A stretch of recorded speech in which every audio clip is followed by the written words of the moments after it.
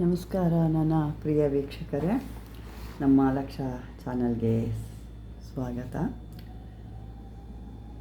ವೀಕ್ಷಕರಿಗೆ, ಇವತ್ತು ನಾವೊಂದು ಈ ಭೂತ, ಪ್ರೇತ, ಡಾಕಿನಿ, ಶಾಕಿನಿ, ಬ್ರಹ್ಮಪಿಶಾಚಿ, ರಾಕ್ಷಸಿಗಳನ್ನೆಲ್ಲ ಕೆಲವೊಂದು ದೇಹದಲ್ಲಿ ಸೇರ್ಕೊಂಡಿರ್ತವೆ. ಈ ಮೈಯಲ್ಲಿ ಈ ಮೈಯಂಡ ಅಂತ ಹೇಳ್ತೀವಿ, ಆ ಥರ ಎಲ್ಲ ಸೇರಿಕೊಂಡು ಜನಗೆ ಪಾಪ ಅವ್ರಿಗೆ ಭಾಳ ತೊಂದರೆ ಕೊಡ್ತಿರ್ತಾರೆ. ತೊಂದರೆ ಅಂದರೆ ಭಯಂಕರವಾಗಿ, ಅವರು ಬದುಕೋಕ್ಕೂ ಬಿಡಲ್ಲ, ಆ ಕಡೆ ಸಾಯೋಕ್ಕೂ ಬಿಡಲ್ಲ, ಅವರು ಜೀವನ ಮಾಡೋಕ್ಕೆ ಆಗಲ್ಲ. ಆ ರೀತಿ ಇದು ಕಷ್ಟ ಕೊಡ್ತಾ ಇರುತ್ತೆ.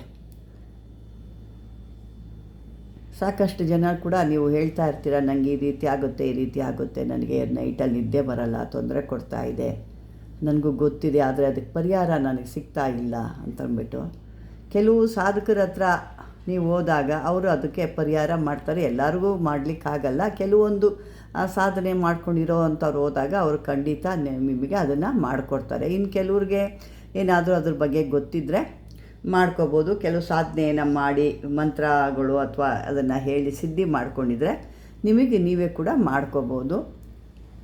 ಈಗ ಅದನ್ನು ಯಾವ ರೀತಿ ಹೆಂಗೆ ಅಂತಂದ್ಬಿಟ್ಟು ನೋಡೋಣ.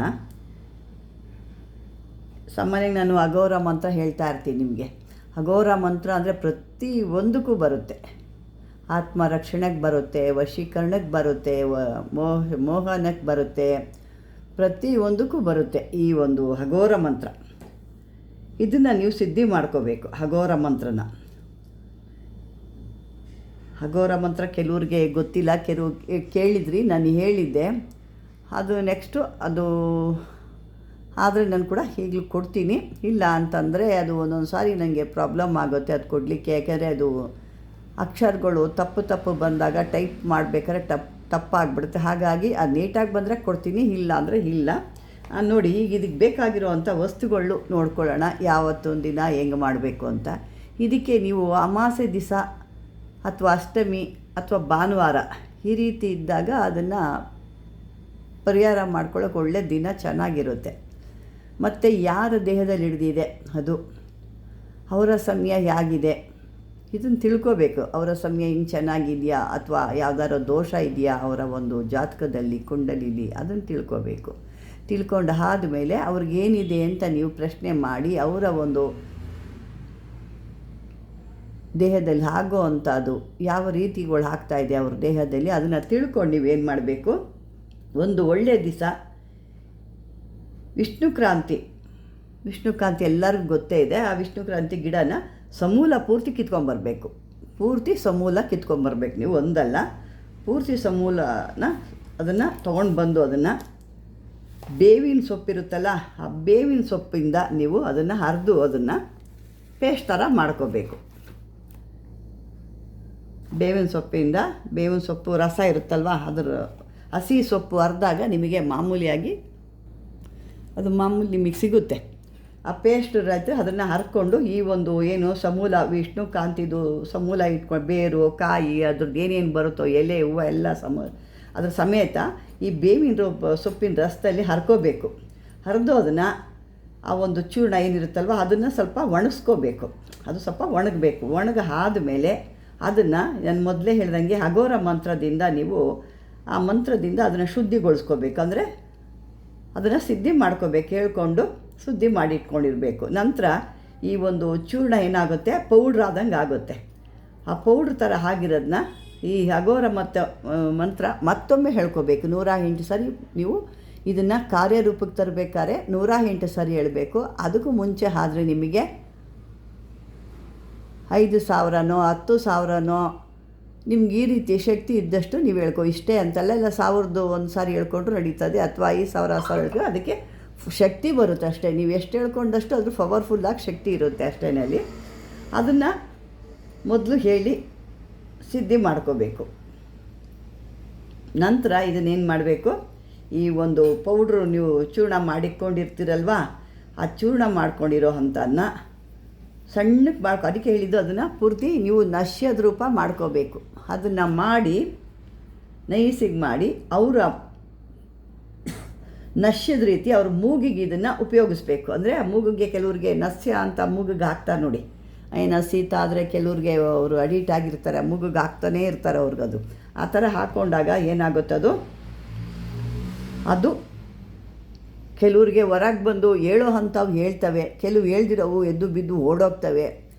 ಇನ್ನು ಕೆಲವು ಯಾಕೆ ಬಂದೆ, ಏನು ಬಂದೆ ಇನ್ನು ಸರಿಯಾದ ರೀತಿಯಲ್ಲಿ ಪ್ರಶ್ನೆ ಮಾಡಿದಾಗ ಅವು ಕೂಡ ಬರುತ್ತೆ. ಅಂದರೆ ನೀವು ಅವಾಗ ಏನು ಮಾಡಬೇಕು, ಅಘೋರ ಜಲನ ಮಂತ್ರಿಸಿಟ್ಕೋಬೇಕು. ಇದು ನಸ್ಯದ ರೀತಿ ಮೂಗಿಗೆ ಹಾಕ್ಕೊಳ್ಳೋದು. ಇನ್ನೊಂದು, ಕೆಲವು ಬಂಡು ಬಿದ್ದಿರ್ತವೆ, ಏನು ಮಾಡಿದ್ರು ಏನು ಹೇಳಿದ್ರು ಜಗ್ಗಲ್ಲ, ಅಂಥವಕ್ಕೆ ಏನು ಮಾಡಬೇಕು, ನೀರನ್ನು ಕೂಡ ಮಂತ್ರಿಸಿಕ್ಕೋಬೇಕು. ಮತ್ತು ಭಸ್ಮ ಆದರೂ ಮಂತ್ರಿಸಿಕ್ಕೋಬೇಕು. ಅದನ್ನು ಹೇಳ್ತಾ ಅವರು ಬಂಡು ಬಿದ್ದು ಹೇಳಲ್ಲ ಮಾಡಲ್ಲ ಅಂತ ಸುಮ್ಮನೆ ಎಣಗಾಡಿಸ್ತಿರ್ತಾರೆ. ಅವಾಗೇನು ಮಾಡಬೇಕು, ಆ ಭಸ್ಮನ ಊದಬೇಕು. ಈ ಮಂತ್ರ ಹೇಳ್ಬಿಟ್ಟು ಫು ಅಂತ ಊದಬೇಕು. ಇಲ್ಲಾಂದರೆ ಜಲ ಆದರೆ ನೀವು ಆ ಜಲನ ಅವ್ರ ಮುಖಕ್ಕೆ ಜೋರಾಗಿ ಹೊಡಿಬೇಕು. 3 ಬಾರಿ ಹೊಡೆದಾಗ ಆವಾಗ ಅದಕ್ಕೆ ಮೈಯಲ್ಲೆಲ್ಲ ಉರಿ ಕಿತ್ಕೊಂಡ್ಬಿಡುತ್ತೆ. ಅದು ಯಾವುದೇ ಆಗಿರ್ಬೋದು, ಮೈಯುಂಡ ಆಗ್ತದೆ, ಶಾಕಿನಿ ಡಾಕಿನಿ ಭೂತ್ ಪ್ರೇತ ಬ್ರಹ್ಮ ರಾಕ್ಷಸಿಗಳೆಲ್ಲ ಓಡಿಸೋ ಅಂಥ ಒಳ್ಳೆ ಅದ್ಭುತವಾದಂಥ ಒಂದು ಮೂಲಿಕೆನ, ಈ ಮೂಲಿಕೆ ಈ ಬೇವಿನ ಸೊಪ್ಪಲ್ಲಿ ಹರಿದು ನೀವು ನಸ್ಯ ರೀತಿ ಅದನ್ನು ನೆಳ್ಳಲ್ಲಿ ಒಣಗಿಸಿ ಇಟ್ಟು ಈ ರೀತಿ ಮೂಗುಗೆ ಹಾಕಿದಾಗ ಆ ರೀತಿ ಎಲ್ಲ ಅದು ಏನು ಯಾಕೆ ಬಂದಿದೆ ಅಂತೆಲ್ಲ ಹೇಳ್ತಾ ಇರುತ್ತೆ. ಅದಕ್ಕೆ ನೀವು ಆಗ ಮೂಗಿಗಿಕ್ಕಿದಾಗ ಅದು ಆವಾಗ ಅದ್ರ ವಿಕಾರ ಅದಕ್ಕೆ ಅಲ್ಲಿ ಅದು ತಡ್ಕೊಳಕ್ಕಾಗಲ್ಲ. ಅಘೋರ ಮಂತ್ರದಿಂದ ಮಂತ್ರಿಸಿರ್ತೀರ, ಅಲ್ಲಿ ಭಾಳ ಪವರ್ಫುಲ್ಲು. ಮತ್ತು ನೀವು ಇದನ್ನು ವಿಷ್ಣು ಕ್ರಾಂತಿ ಮತ್ತು ಬೇವಿನ ಸೊಪ್ಪು ಎರಡೂ ಅದಕ್ಕೆ ತಡ್ಕೊಳಕ್ಕಾಗಲ್ಲ. ಇದು ಬ್ರಹ್ಮ ರಾಕ್ಷಸ ಆಗಿದ್ರು ಕೂಡ ಅದು ತಡ್ಕೊಳಕ್ಕಾಗಲ್ಲ, ಅದು ಎದ್ದು ಬಿದ್ದು ಓಡೋಗುತ್ತೆ. ಅಂಥ ಒಂದು ನಶ್ಯ ರೀತಿ ಮಾಡ್ಕೋಬೇಕು. ತಪ್ಪ ಮಾಡುವ ಅದಕ್ಕೆ ಹೇಳಿದ್ದು ಭಾಳ ಪೌಡ್ರ್ ಥರ ಮಾಡ್ಕೊಂಡಾಗೆ ಒಳ್ಳೆಯದು. ಯಾಕಂದರೆ ಆ ಮೂಗುಗೆ ಹಾಕ್ಬೇಕಾದ್ರೆ ಏನಾದ್ರು ದೊಡ್ಡ ಪೀಸ್ ಇತ್ತು ಅಂದರೆ ಮೂಗುಗೆ ಹೋಗಿ ಸೇರ್ಕೊಂಡ್ಬಿಡುತ್ತೆ. ಹಾಗಾಗಿ ಸಣ್ಣಗೆ ನೀವು ಸಣ್ಣದಾಗಿ ಕೊನೆಗೆಲ್ಲ ಮಾಡಾದ್ಮೇಲೆ ಒಂದು ಸಣ್ಣ ಬಟ್ಟೆಯಲ್ಲಿ ಜರಡಿ ಥರ ಇಟ್ಕೊಂಡ್ರೂ ಆಯಿತು. ಆ ಥರ ಮಾಡಿದ್ರೆ ನಿಮ್ಮ ಸಣ್ಣದಾಗಿರೋ ಪೌಡ್ರು ನೈಸಾಗಿರೋಂಥ ಸಿಗುತ್ತೆ. ಅದನ್ನು ಆ ರೀತಿ ಮಾಡಿ ಅವ್ರ ಮೂಗಿಗಿಟ್ಟಾಗ ಅದು ಎಲ್ಲ ಯಾವುದೇ ಇದ್ರೂ ಒಡ್ಡೋಗುತ್ತೆ. ಕೆಲವು ಬಂಡು ಬಿದ್ದಿರೋ ಅಂಥವಕ್ಕೆ ಈ ಒಂದು ಬೇವಿನ ಸೊಪ್ಪಾದರೂ ನೀರಾಗ್ಬೋದು ಅಥವಾ ಭಸ್ಮ ಆಗಿರೋದ್ರಿಂದ ಮತ್ತು ಅಘೋರ ಮಂತ್ರನ ನೀವು ಹೇಳಿ ಸಿದ್ಧಿ ಮಾಡಿಕೊಂಡು ಅವ್ರದ್ದು ಮುಖಕ್ಕೆ ಚೆಲ್ಲಿದಾಗ ಅದು ಆವಾಗ ತನ್ನಲ್ಲಿ ಏನಾದರೂ ವಿಷಯ ಇದ್ದರೆ ಆ ವಿಷಯನೆಲ್ಲ ಹೇಳುತ್ತೆ. ಅದು ನಾನು ಹಿಂಗೆ ಬಂದೆ, ಯಾಕೆ ಬಂದೆ, ಎಲ್ಲಿದ್ದೆ, ಏನೋ ಆಯಿತು, ನಾನು ಯಾರು ಅನ್ನೋದು ಪ್ರತಿಯೊಂದು ಅದು ಅದ್ರ ಸ್ಟೋರಿ ಹೇಳುತ್ತೆ. ನೀವು ಸ್ಟೋರಿ ಹೇಳಿ ಅದಕ್ಕೆ ಏನು ಬೇಕಾಗೋ ಕೆಲವೊಂದು ವಸ್ತುಗಳನ್ನ ಕೇಳ್ತಾವವು, ಆ ವಸ್ತುಗಳನ್ನ ಕೊಟ್ಟು ಅದಕ್ಕೆ ತೃಪ್ತಿಪಡಿಸಿ ನೀವು ಕಳಿಸ್ದಾಗ ಮತ್ತು ಅದು ಯಾವುದೇ ರೀತಿ ನಿಮ್ಮ ಆ ಒಂದು ಹಿಡಿದಂಥವ್ರಿಗೆ ಮತ್ತೆ ಬಂದು ತೊಂದರೆ ಕೊಡಲ್ಲ. ಅದು ಇಂಥ ಒಂದು ಅದ್ಭುತವಾದಂಥದ್ದು, ಭಾಳ ಈಸಿ. ಯಾವುದೇ ನೋಡಿ ದುಡ್ಡು ಕೊಡ್ತಾರೋ ಅಂಥದ್ದೆಲ್ಲ ಹೊಲದಲ್ಲಿರುತ್ತೆ. ವಿಷ್ಣು ಕ್ರಾಂತಿ ಗಿಡ ಹೊಲಗಳಲ್ಲಿ ಇರ್ತವೆ. ಇನ್ನು ಬೇವಿನ ಸೊಪ್ಪು ಅಂತೂ ಎಲ್ಲ ರೋಡಲ್ಲೂ ಇರುತ್ತೆ, ಎಲ್ಲರ ಕಡೆ ಜಮೀನಲ್ಲೂ ಇರುತ್ತೆ. ಸ್ವಲ್ಪ ತಂದು ಈ ರೀತಿ ಮಾಡಿಕೊಂಡು ಅಘೋರ ಮಂತ್ರ ಮಾತ್ರನೇ ಹೇಳಬೇಕಿದು. ಅಘೋರ ಮಂತ್ರ ಸಿದ್ಧಿ ಮಾಡ್ಕೊಂಡವ್ರಿಗೆ ಇದಾಗುತ್ತೆ ಅಂತ ಹೇಳ್ತಾ ವೀಕ್ಷಕರೇ, ಮಾಮೂಲಿಯಾಗಿ ಈ ವಿಡಿಯೋ ಇಷ್ಟವಾದರೆ ಲೈಕ್ ಮಾಡಿ, ಶೇರ್ ಮಾಡಿ. ಅಲ್ಲಿ ಒಂದು ಹೈಪ್ ಅಂತ ಬರುತ್ತೆ, ಹೈಪ್ ಕೊಡಿ. ಯಾವುದನ್ನ ನಿಮಗೆ ಕೇಳೋ ಪ್ರಶ್ನೆ ಇದ್ದರೆ ಕಾಮೆಂಟ್ ಬಾಕ್ಸಲ್ಲಿ ಹಾಕಿ ಆದಷ್ಟು ಶೇರ್ ಮಾಡಿ ಅಂತ ಹೇಳ್ತಾ ಧನ್ಯವಾದ.